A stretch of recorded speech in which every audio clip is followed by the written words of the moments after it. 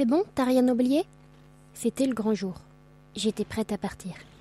Partir pour ce voyage qui allait m'apporter bien au-delà des espoirs que je mettais en lui. Tout était prêt. Il ne manquait plus que moi à monter en voiture. Non, c'est bon. J'ai vérifié 3 fois. Tu vas nous manquer, ma puce, me répéta une énième fois maman, les yeux embués. Je pars qu'1 mois, maman. Tout 1 mois, tu veux dire ? Profite bien, et donne des nouvelles, et ramène-nous des photos, énuméra-t-elle, en glissant une mèche de mes épais cheveux bruns derrière mon oreille. Alors ça, t'en fais pas. Je vais faire le plein. Vous aussi, vous allez me manquer, je lui ai dit en la serrant dans mes bras. File, papa va t'attendre. Ce serait dommage de manquer ton train. Après un dernier signe de la main, je quittai maman et embarquai en voiture avec papa. Une énième session de revoir sur le quai de la gare et je partais enfin. Au programme, plusieurs trains, le ferry et un autre train sur place, le tout toujours accompagné de mon inséparable sac à dos bien encombrant. Pas mal d'heures de voyage en perspective donc.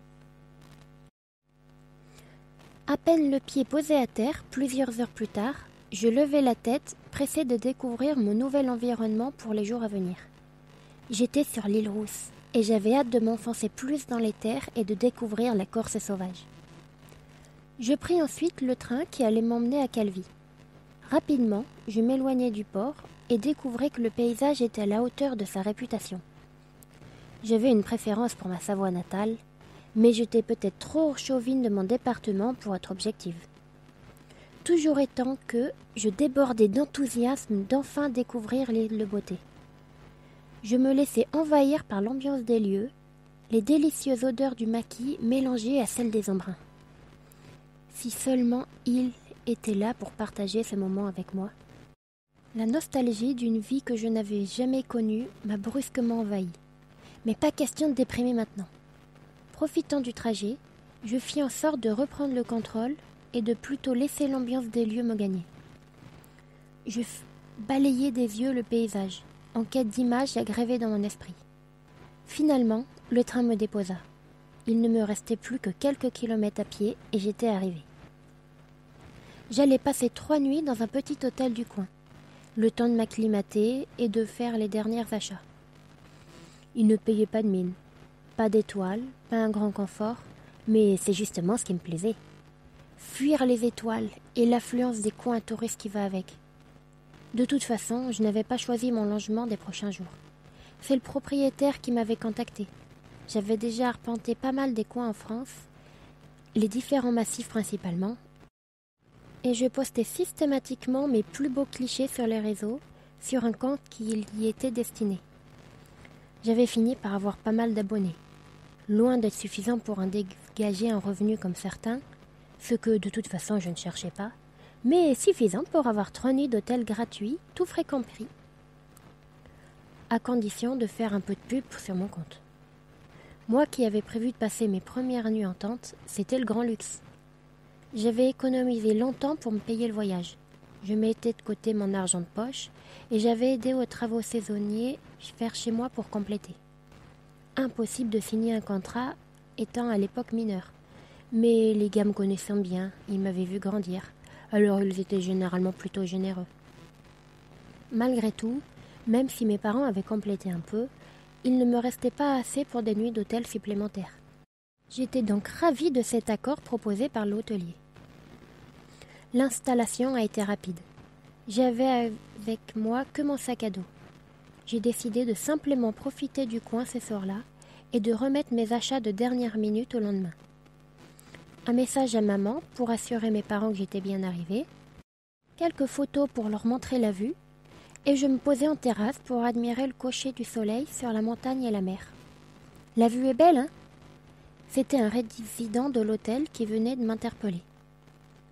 Ça, c'est clair. Ça change de d'habitude. Pourquoi ? Vous vivez où ? Dans les Alpes. J'ai l'habitude des montagnes, mais pas de la mer.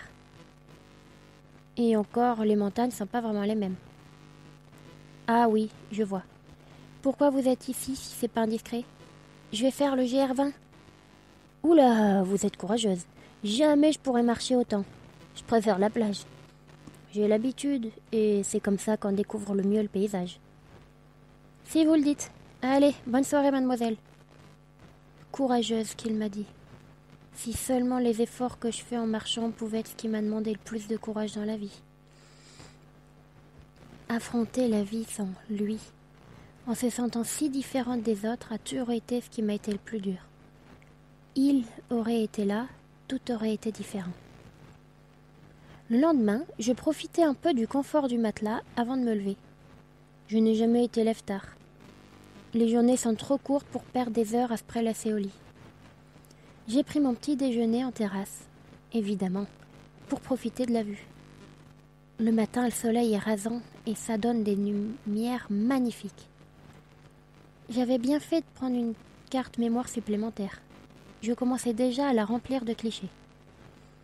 Je pris ensuite quelques photos de l'hôtel et de la vue. Je les ai postées immédiatement, histoire de tenir mon accord avec le proprio. C'était pas compliqué de mettre en valeur l'établissement vu le point de vue. La journée passa vite, entre dernier achat, petite marche de santé pour découvrir le paysage autour de l'hôtel et baignade au crépuscule. Je profitais des températures plus fraîches du soir.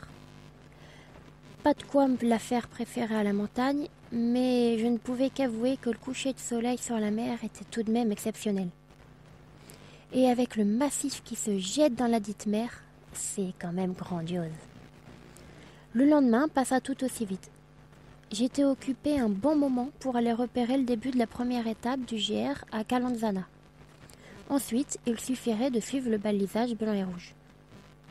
Une bonne heure de marche pour mettre mon organisme en marche pour le lendemain, quelques nouvelles à mes parents, de nouvelles photos à ramener, et le soir était déjà là. J'ai pris une dernière douche chaude, sûrement avant longtemps, et je suis allée me coucher tôt. Le lendemain serait le grand jour. J'aurais intérêt à être en forme. Le réveil du lendemain sonna sur ma joie. La joie d'entamer enfin ce périple rêvé. J'allais parcourir des paysages somptueux, en prendre plein les pattes, mais surtout plein les yeux. Je ne m'étais pas trompée. Mais ce n'était pas seulement ça qui m'attendait. On fait parfois des rencontres au détour d'un chemin qui changent le reste de votre vie.